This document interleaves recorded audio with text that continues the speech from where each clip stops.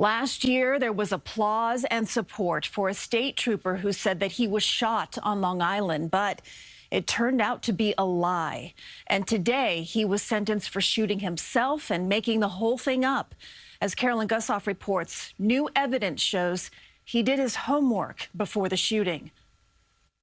Sentencing day for former New York State Trooper Thomas Massia, and though he pleaded guilty, he said nothing when the judge asked if he had a statement. He's mortified at his behavior. He regrets it, obviously. It was a mistake.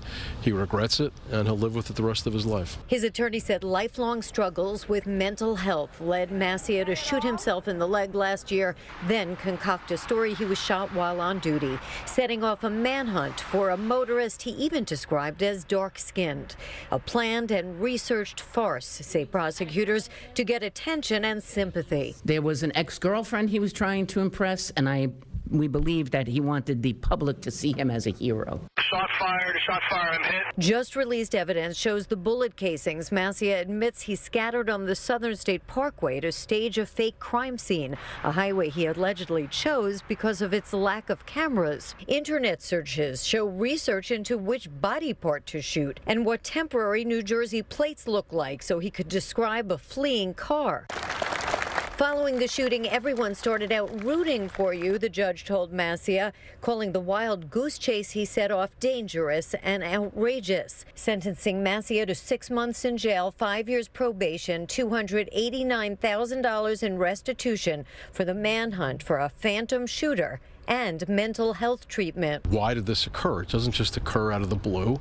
It occurs because it was a result of many years of mental health issues that were never treated. His parents will serve no time, charged with illegal gun possession during a search of their home. Of the 6-month sentence, Massia is only required to serve 4, and he'll spend that time in protective custody for his own safety. In Mineola, Long Island, Carolyn Gussoff, CBS News, New York.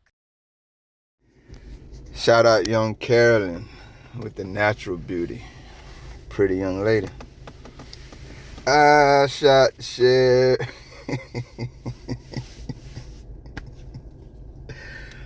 Y'all know me, man. I'm Trailhand Bill reporting live from South Florida, man. New York, what's up? I have yet in my lifetime to visit that wonderful state or Cali, and I want to.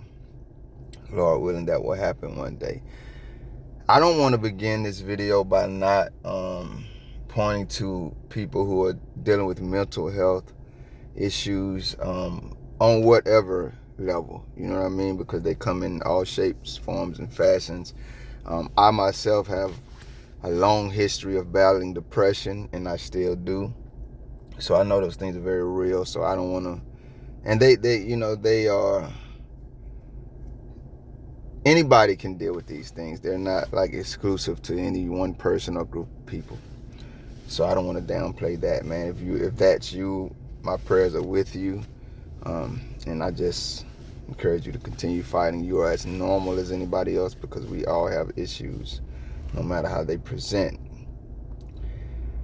Back to this cop, one of the first things that stuck out to me, and before I get into that, let me ask you guys this. Do you think a 6-month sentence with all those financial penalties and probation, only serving 4 months in protective custody, do you think that was enough in this situation? Also, why do you think he chose to make his corporate a dark-skinned person? Being a dark-skinned person, I can't go too deep into that because some people will get offended, but I just leave you guys with those 2 questions. Do you think the sentence was enough, and why do you think he chose to accuse a dark-skinned person?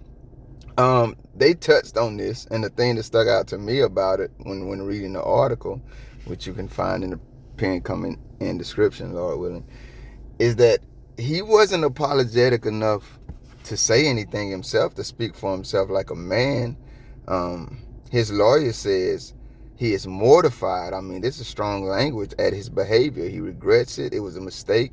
He regrets it again, and he will live with this for the rest of his life. Of course he will. He shot his damn self, and he's going to chain gang for it. But he wasn't regretful or mortified enough to stand up and say any of those things himself. And I think that's very telling from any adult.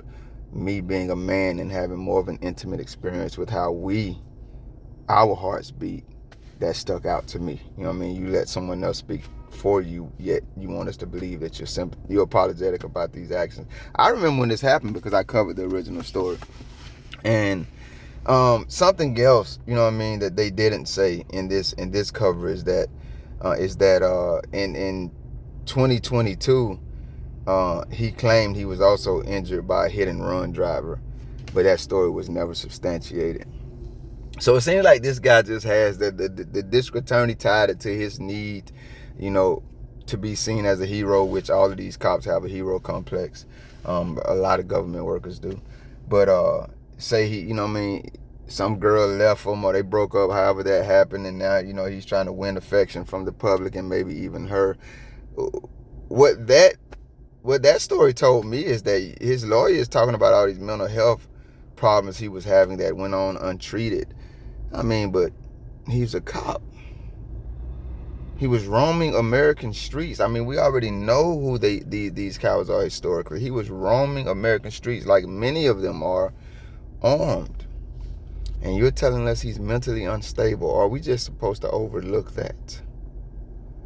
I heard nothing about him being decertified, and I can't remember from the original story if he was or not. I don't know if going to jail automatically means cops are decertified nationwide. I think that should be the case, but I don't know. And I would like for some assurance for the American public. He already comes from a family of Johnny criminals. His dad was a cop, and what they say his dad got arrested for, I mean, they got arrested in this crime for having $80,000 cash in a home and some type of assault rifle or something like that. Criminal possession of a firearm. It was an assault rifle or something. And then in 1990, his dad was convicted of being involved in a cocaine ring. Mom, dad, everybody chain gang family of Johnnies. The bigger concern is that these are the people y'all have roaming our streets, telling our kids it's safe to want to be like them. Telling our kids, they got something going on in Pembroke Pines tonight, the Halloween festival, but the officers sponsoring it. They gonna be out there hugging and dressed up and interacting with our children. Nobody's gonna go out there and tell. I plan on going out there, Lord willing, but even you know what I mean? I'm gonna remind some people like I do in these videos to remember who these people are. But besides me, I can't imagine anybody will be out there. Maybe they will be. Maybe I'm being high-minded here. The point I'm getting to and making is that rarely are Americans reminded of who these cowards are, about who these cowards are. Even though at any given moment you can click on any news channel and see story after story of them terrorizing us. And here you got this coward trying to frame an anonymous phantom American. Whoever y'all get is fine with him. And probably his coward-ass partners would have backed it up too. Yep, you did it. You look like that dark. That's all we need, dark skin. Oh yeah, that's you. For something that he himself concocted and pulled off. These are your heroes. I wanted you guys to hear about this because I think you need to. Not because I'm some great guru with information you don't have access to. I thank God for the opportunity to recirculate these stories to people who may have never known they happened. Praise God, no innocent Americans were harmed. I'll answer the questions I asked you myself. I think blaming the dark-skinned man is a common go-to and one that most people will buy.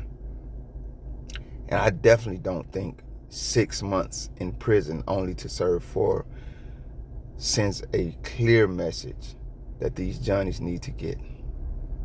I think it should have been much more time in prison. Whether he serves that in protective custody or not, I'll leave that to them, but I definitely don't think the punishment fits the crime. I am Trailhand Bill. I don't say this enough. You guys are wonderful. You're always encouraging me in the comment section, and I am greatly appreciative, man. I'm not saying that just to say it. You guys have a wonderful day and a wonderful weekend, Lord willing. I'm out. Thank you if you made it this far. If you liked the video, feel free to hit that thumbs up button. I greatly appreciate it. If you care to go a little further than that, maybe even subscribe, hit the notification bell. Check out a few of the other videos on the channel. Either way, y'all be safe.